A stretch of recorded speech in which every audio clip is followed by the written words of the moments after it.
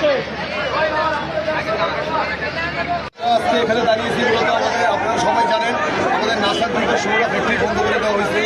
আমাদের ফ্যাক্টরির অবস্থা ভালো না। আমরা চাই আমাদের সাধারণ শ্রমিকের অবস্থাও ভালো না। আজকে আমাদের ঘরে বাজার নাই। আমরা চাই আমাদের প্রতিষ্ঠান চলুক।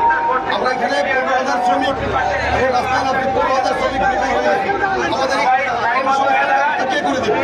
আমরা শুধু চাই আমাদের একটাই দাবি, প্রাণের দাবি আমাদের ফ্যাক্টরি খুলে দিক, আমাদের প্রতিষ্ঠান চলুক। প্রতিষ্ঠান চললেই 15,000 শ্রমিক বাঁচবে। আজকে কেন দাঁড়িয়েছেন এখানে, কি সমস্যা আপনাদের? আসসালামু আলাইকুম রহমতুল্লাহ।